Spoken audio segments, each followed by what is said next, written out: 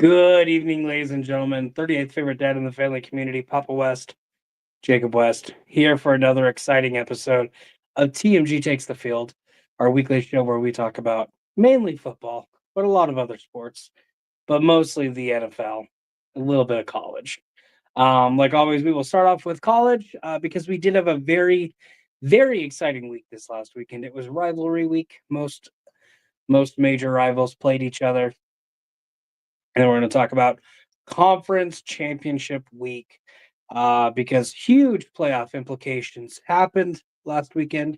Huge playoff implications will happen this weekend.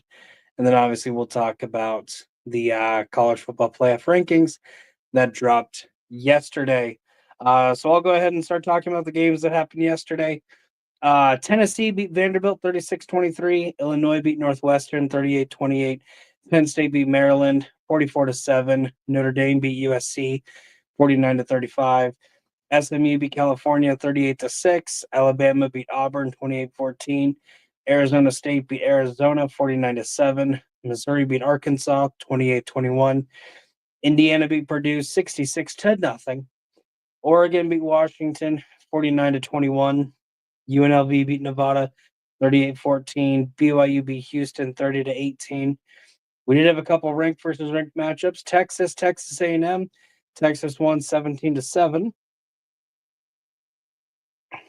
Clemson and South Carolina. South Carolina won 17-14. And then the big upset of the week, it was the game Michigan versus Ohio State. Ohio State being the 2 seed.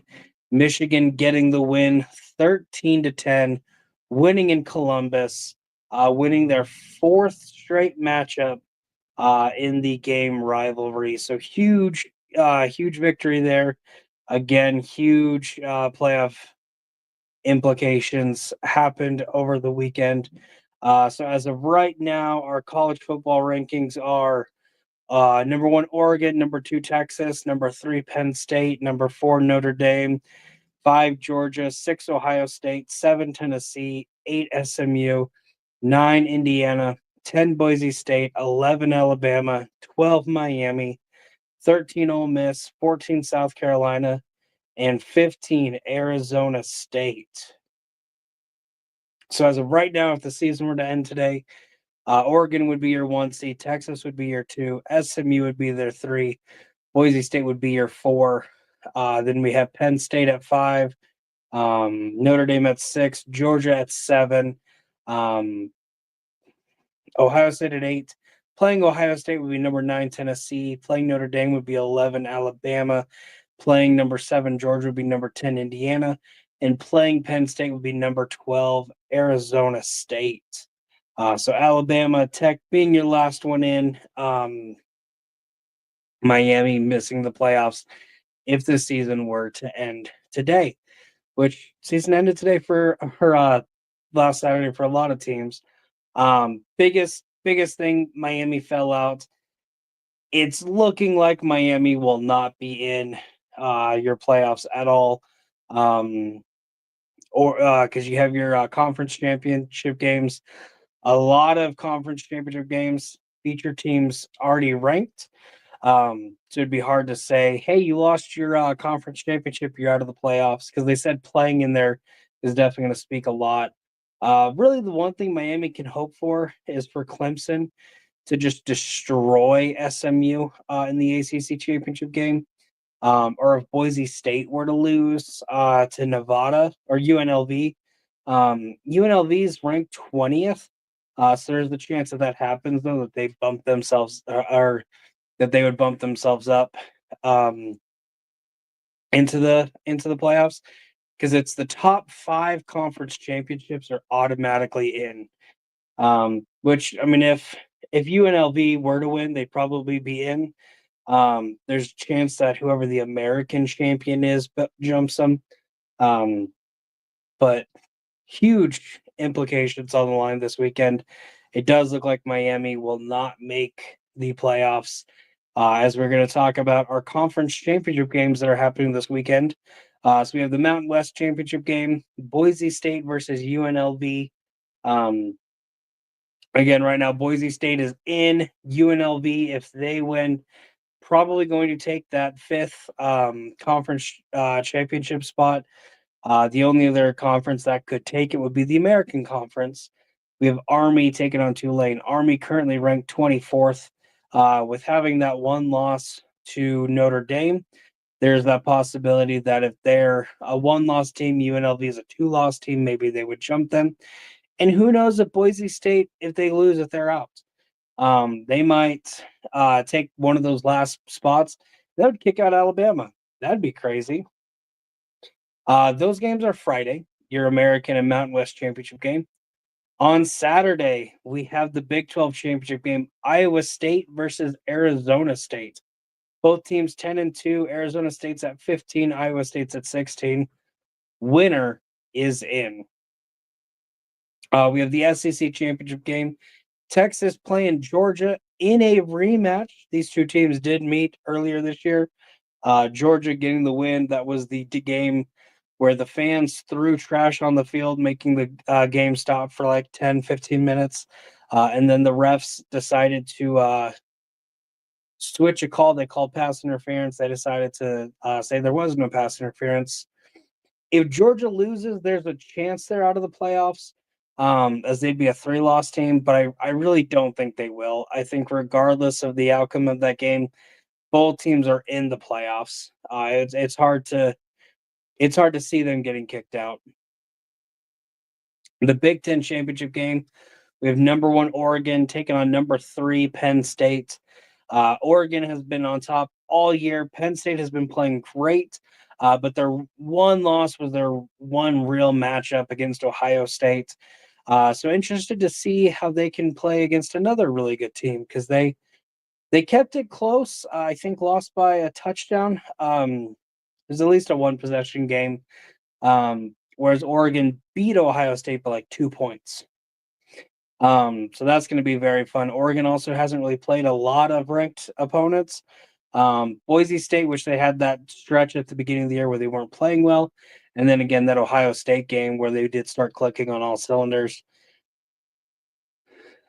All right. And then our ACC championship game, we have SMU taking on Clemson. This is another one where you win and you're in, you lose, you're more than likely out. Clemson definitely on the outside looking in, as they would be at 4 losses, also ranked 17th right now. They definitely fall. So no chance to move on if they lose this weekend. SMU would be at 2 losses, so that would put them at a better record than say Alabama. Um, but they have had a pretty easy record or an easy road to the playoffs, or road to the ACC championship game. And so I don't know if the committee overlooks that and gives them a spot just because they played in the ACC championship game. So really, best bet for them: win and you're in. Keep it close. There's a chance you get blown out. I doubt it. Um, and then we're not going to talk about Heisman because nothing's changed in that. Regardless if Travis Hunter is not playing anytime soon or playing one more game in his more than likely college career, it does look like he will be winning the Heisman. Aston Genty, maybe if he just runs up and down the field on UNLV. UNLV did a good job stopping him last time they played. And then Dylan Gabriel, unless he throws for 5,000 yards, 12 touchdowns, I doubt he'll be in the conversation. I don't think he can do enough to get there. But definitely going to be a fun and exciting game. Fun and exciting weekend just all around as we crown our conference champions. Now we're going to talk about the NFL. Week 13 was a doozy. Tato and I had very similar records. If you remember, we were different on 5. One of us got 3, the other one got 2. So a little bit of change as far as our overall records go. Whenever he comes in, then I will announce who won, but not until after he comes in because it's more fun that way. So last week we did have the 3 Thanksgiving games. The first one, the Bears traveling to Detroit to take on the Lions. First half was all Lions, second half was really all Bears. But unfortunately, the Bears not able to make the comeback, losing 20 to 23. We'll have a conversation about that last drive because they had a chance. Jared Goff, 221 yards, 2 touchdowns. Caleb Williams, 256 yards, 3 touchdowns. Both teams, again, it was tale of two halves. First half was all Lions, second half was all Bears. Both teams played really well in their respective halves. Um, just a pretty weird ending. Next, we have the Giants taking on the Cowboys. The battle of the backups, Drew Lock, and Cooper Rush, making the starts. Cowboys win 27-20. Not a lot to talk about on this game. Both teams played. I can say that at least. Drew Lock, 178 yards, did throw one interception, which turned into a pick six. Cooper Rush, just shy of 200 yards. Rico Dowdle also having 112 yards rushing and a touchdown. That was the big difference was that the Cowboys were able to have a run game, able to run out some clock, and also just held on to the ball. They had no turnovers, whereas the Giants, I believe, had two. And then the last game of our Thanksgiving night, the Dolphins traveling to Lambeau to take on the Packers. Packers getting the win 30-17. Both quarterbacks did great though. Tua, 365 yards, 2 touchdowns. Jordan Love, 274 yards and 2 touchdowns. Two really explosive offenses, just one exploded a little bit more. And then we had our first Black Friday game. The Chiefs taking on the Raiders. Chiefs getting the win 19-17. Mahomes, 306 yards and a touchdown. Aiden O'Connell making his return, 340 yards and 2 touchdowns. Not a lot to say about this one because I didn't watch this one because I work retail. I was busy Black Friday, like a good portion of Americans are. And then we have these Sunday games. First game, the Colts taking on the Patriots. Colts getting the win 25-24. Big last drive of the game, as the Colts were able to get the tying touchdown and or down by 1 touchdown. And then instead of kicking the extra point to tie it, did go for two. Anthony Richardson running it in to get the 2-point conversion to give them the win. Patriots did attempt a 59-yard field goal, or was it a 69-yard field goal? Would have been the record breaker just by a yard. So I want to say it was 69 or 68, but just inches short. Joey Sly, almost a history-making kick, but not long enough. Then we had the Steelers taking on the Bengals in a very, very explosive game. Had almost over 900 yards of offense. Steelers getting the win 44-38. But two high-powered offenses just doing a lot. Next, we have the Chargers taking on the Falcons. Chargers getting the win 17-13. Biggest news on this one, Kirk Cousins, 245 yards, 4 interceptions. But the Chargers, probably the best defense in the league. Great at making turnovers happen. That's exactly what happened against Kirk Cousins. We had the Seahawks traveling to New York to take on the Jets. Seahawks getting the win 26-21. Coming back because it was 21-7 at one point. Definitely turning it around, getting the win against Aaron Rodgers and the Jets. The Texans traveling to Jacksonville. Texans win 23-20. Biggest news out of this one, Trevor Lawrence did get injured, got a concussion. He was running the ball, dove. Azeez Al-Shaair, linebacker for the Texans, dove at him after he started sliding. Almost took his head off, but Trevor Lawrence is on injured reserve. It is looking like his season is done. and then the Texans getting the win. Next, we had the Cardinals traveling to Minnesota to take on the Vikings. This was a crazy game. A lot closer than I anticipated it to be. Um, but the Vikings just running it down the field right at the end, getting the win 23-22. Titans taking on the Commanders. Commanders bounced back 42-19. And then we have the Sunday afternoon games. The Rams beat the Saints 21-14.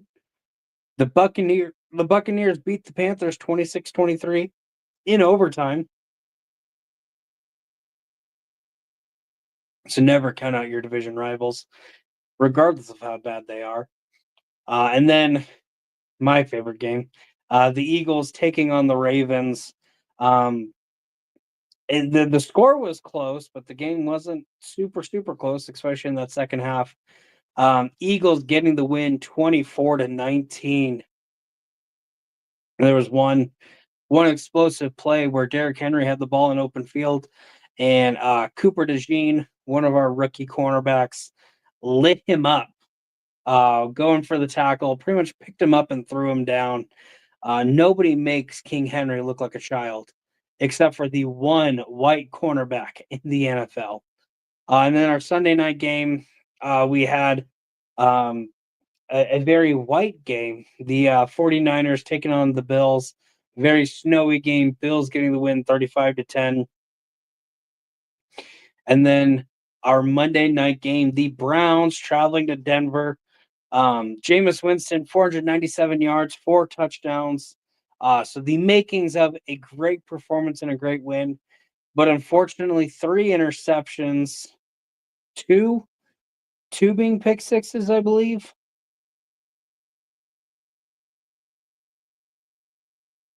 Two pick sixes. Um, Denver getting the win 41-32. So it's tough to win whenever you're giving up points like that. It's exactly what happened to the Giants. That pick six, kind of at the beginning of the game, um, meant they were trying to play catch up the whole time. Browns just unable to hold on to the ball. But that was your week 13 of the NFL. As I bring in Tato. Tato, how's it going? I'm doing fantastic. How you doing, buddy? Oh, I'm doing great. So like I said, of the 5 games we had different, one of us got 3, the other one got 2. Tato, you won the week. You finished with a record of 14-2. I was right behind you though with 13-3. That brings our overall records. I'm at 133-62. You're at 127-68. So it is still a 6-game lead that I'm holding over you. But as the season is winding down, you are starting to catch up. But any thoughts on this last week? Yeah, I mean, third week in a row that the Bears were in it against the division rival with the better record, obviously. Best team in football, as I've said on multiple occasions in this circumstance. Tale of two halves, as you mentioned, but I will take the Pyrrhic victory that the Bears did get later on in the week. So, Yes, that's right. Bears did get a victory this last week. We talked about the final drive of the game. And Tatum, I'm not going to make you relive it, but there were some questionable calls made, some questionable calls not made. Mainly a timeout that could have been used that wasn't used. And after being asked at the end of the game, um, Eberflus made the comment that that's exactly how they planned it to go. He's like, I wish we had one more second on the clock, but that's kind of what we were hoping for is call a timeout with 1 second left and blah blah blah blah blah. And it was at that moment I knew Eberflus would not be coaching the Bears much longer. And what was it, Friday? yeah. Yeah. Making it back to Chicago, Eberflus was relieved of his duties as head coach for the Chicago Bears.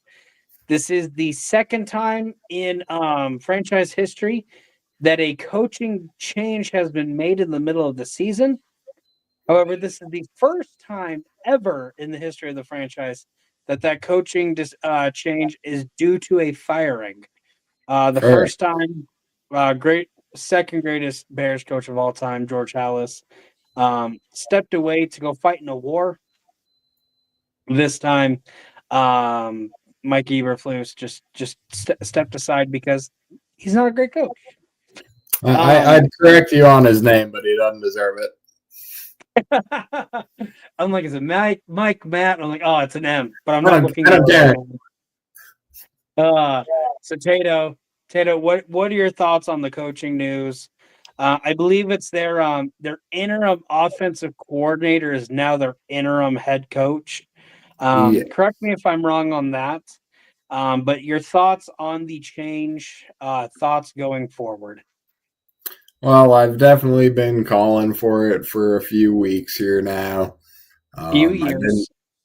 few a few years. I mean, he started to pick some up at the end of last season, so I did give him the benefit of the doubt going into this season. And I mentioned he honey dicked me with the beard and the hard knocks. Everyone was loving it, so I was like, all right.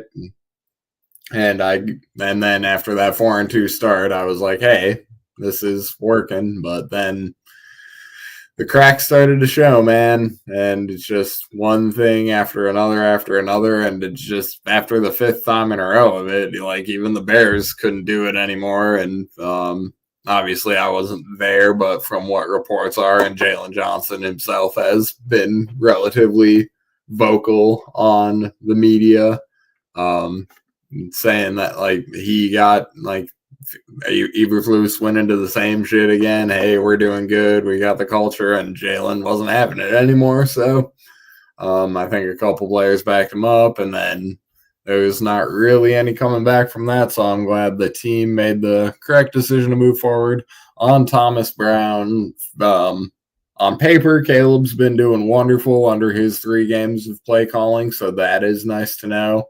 I wouldn't mind seeing, like, I hope he gets a fair shake at coaching next year, depending on his record here.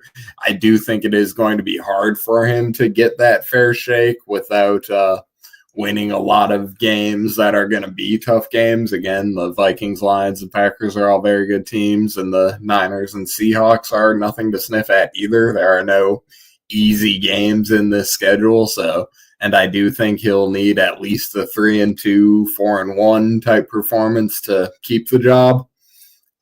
So it might be rough, but I do like the guy a lot, and hopefully shit goes well in Chicago.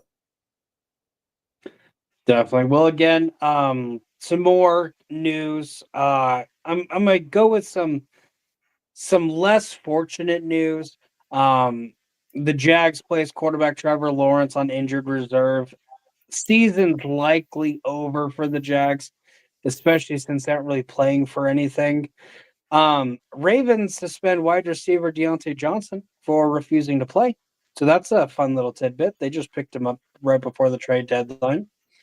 Texans linebacker Alshire is suspended for 3 games by the NFL for his hit on Lawrence. Yeah.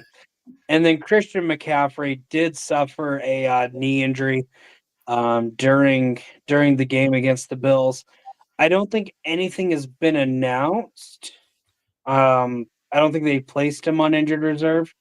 But everything that I'm hearing, it does sound like it was a PCL strain, which, if it's bad enough, likely is going to end his season as well. But the last thing that I wanted to talk about week 13 is we did have some playoff clinching and playoff elimination performances. So, eliminated from the playoffs, there is zero chance we will see these teams play in late January, early February. The New England Patriots, the Jacksonville Jaguars, the Las Vegas Raiders, and the New York Giants have all been eliminated from playoff contention. Quite a bit of teams on that cusp. And we'll see what happens next week. But so far, those four teams have been eliminated. We did have two teams clinch a playoff spot. Kansas City clinched a playoff spot, and then the Buffalo Bills clinched the division with their performances Friday and Sunday. One thing is the Chiefs. They did not clinch the division, but they can clinch the division with a win this weekend against the Chargers. So if they beat the Chargers, they have the division. If they lose, the division's still up for grabs. And then so far, nobody in the NFC has clinched. But there are three teams with chances this week. So the first one, Tato's favorite team in the NFC, the Detroit Lions, currently with an 11-1 record. They play the Packers on Thursday. They clinch a playoff berth with a win or a tie. And then if they lose, they still have some chances. If Atlanta loses and Seattle and Arizona tie, they clinch a playoff spot. Atlanta loses or ties, Arizona loses, and the Rams lose or ties. If Atlanta loses or ties, the Rams lose or tie, and Philadelphia wins. Atlanta lose or tie, Seattle lose, and Philadelphia win. Atlanta loss or tie, Arizona loss or tie, Philadelphia win. Detroit clinches at least a tie and strength of victory tiebreaker over Philadelphia. And then there's also a chance if Tampa Bay loses or ties, and then Seattle and Arizona tie. These are all their clinching. But again, they win and they clinch. Also, a chance to clinch is the Minnesota Vikings. Not as many chances. They have to win, and then Seattle and Arizona has to end in a tie. Or if they win, Arizona loses and the Rams lose or tie. If they tie, Tampa Bay loses, Arizona loses, and the Rams lose, they clinch. And then if they tie, Tampa Bay loses, Arizona ties, the Rams lose, and Philadelphia wins or ties. Then they clinch. And the Vikings play the Falcons Sunday. That is a 1:00 game. And then the last team, the Eagles, they play the Panthers at 11:00. They have a chance to clinch. They have to win. Atlanta has to lose, and then Seattle and Arizona tie. If they win, Atlanta loses or ties. Arizona loses, and the Rams lose. They win, Atlanta loses, Arizona loses, or Detroit wins or ties. Philadelphia wins, Tampa Bay loses or ties, and Seattle and Arizona tie. And if they win, Tampa Bay loses or ties, Arizona loses, or the Rams lose or tie. So, still the only team that controls their destiny in this realm is the Lions, because they win and they've clinched a spot. The Rams and the Eagles and Vikings, with the win, they haven't quite clinched. There's still a lot that has to go for them to clinch a spot, but there's still 5 weeks left, so a lot can still happen. Hey, no, there's 5 weeks left. That's That's crazy. football, man. This season has flown by, but I feel like we say that about every season. Are you ready? Are you ready for your Week 14 predictions? Oh yeah, definitely didn't just start making my picks right now because I'm an idiot. Go right ahead. Well, I'm glad you didn't just start your picks. I'm glad you are a responsible human being and did your picks earlier today. Like I did mine this morning. So we have our Thursday night game. The Packers are traveling to Detroit to take on the Lions. Lions are 3-point favorites.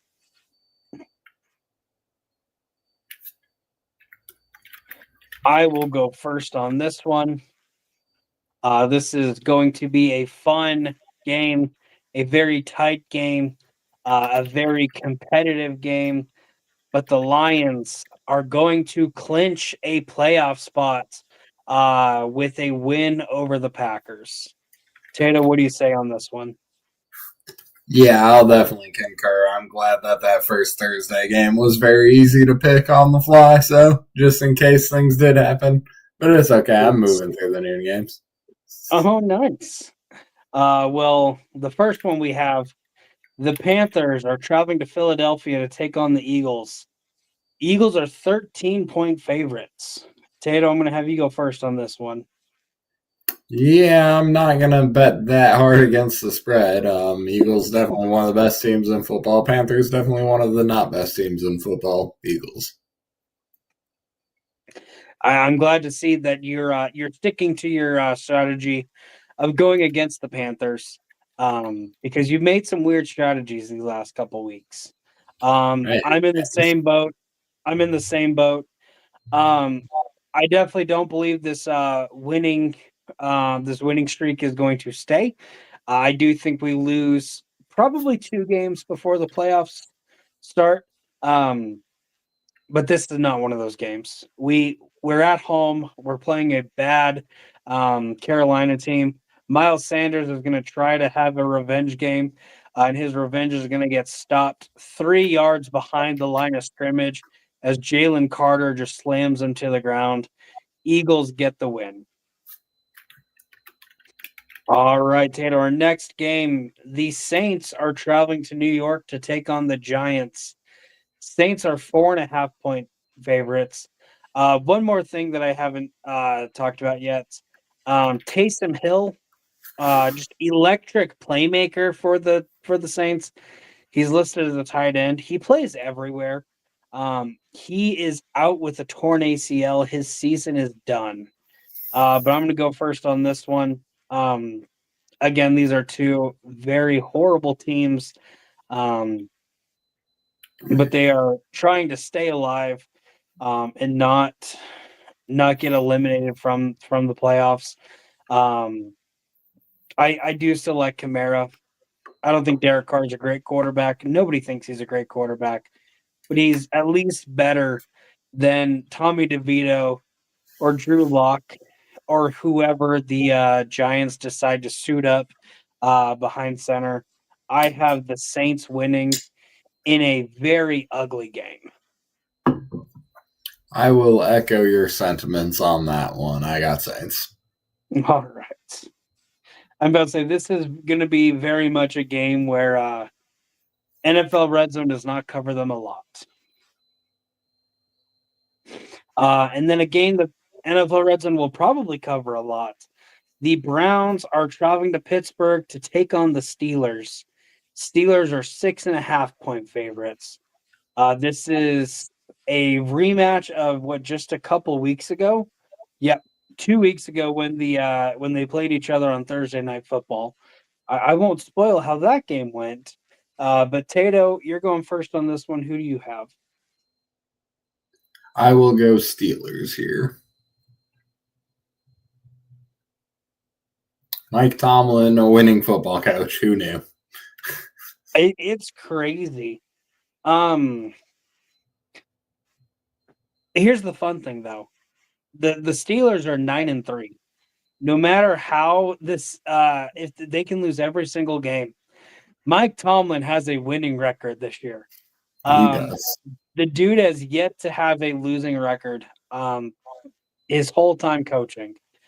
Which when you have Ben Roethlisberger, it's easy.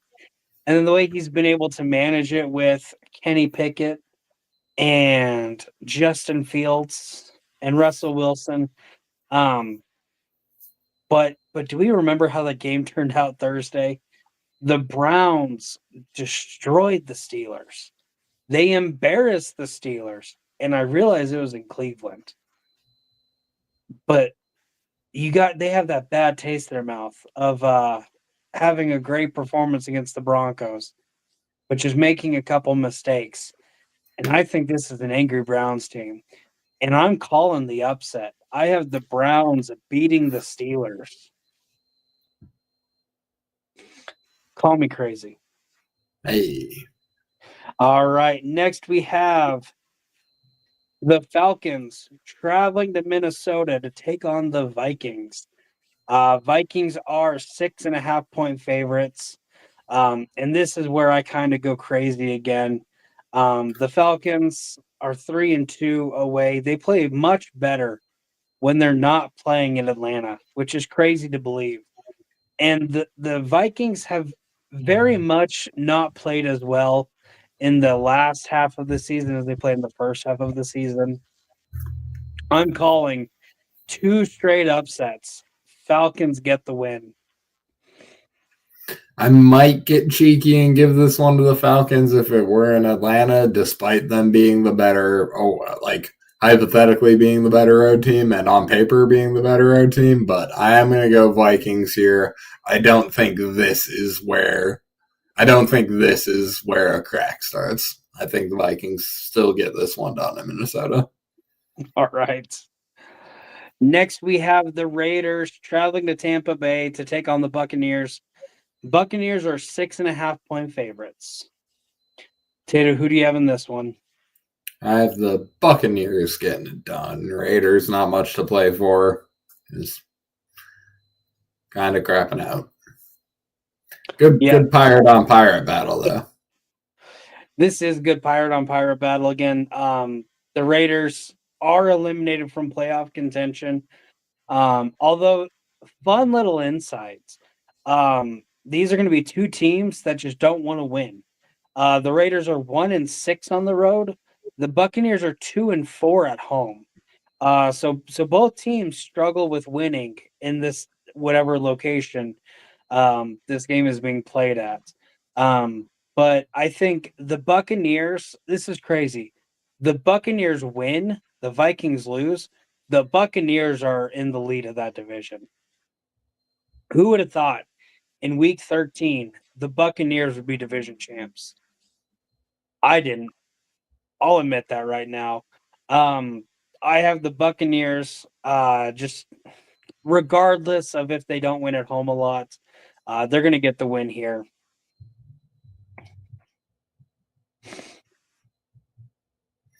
All right, Tato. Next, we have the Jaguars going to Tennessee to take on the Titans. Titans are 3.5-point favorites.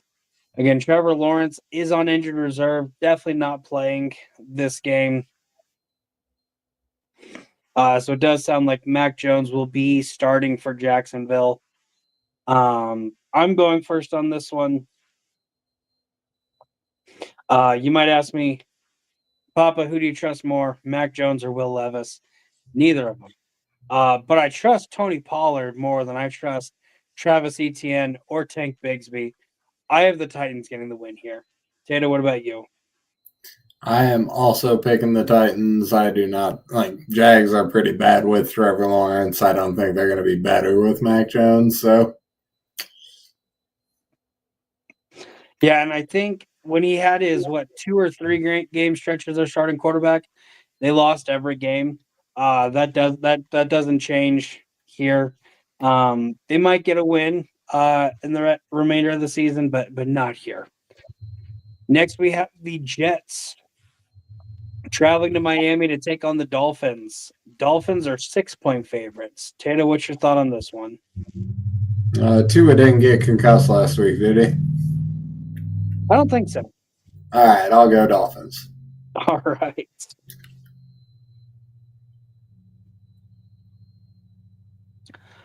So this is an interesting one because you have the Jets who are fighting for their season. It's been a bad one so far, but they do technically still have a chance. They have to win in order to keep that chance, though. But they are fighting a Dolphins team who has played really well, had a good win streak, did lose to the Packers, but not a lot of people are expecting them to beat the Packers. The Dolphins are at home. Dolphins play really good at home. I have the Dolphins getting the win and kicking the Jets out of playoff consideration. Next, we have The Seahawks taking on the Cardinals in Arizona. Cardinals are 2.5-point favorites. I'm going to go first on this one. I feel weird on this one because both these teams are bad, or they're mediocre, but both teams are in the lead of the division. Everyone thought it was going to be either the 49ers or the Rams.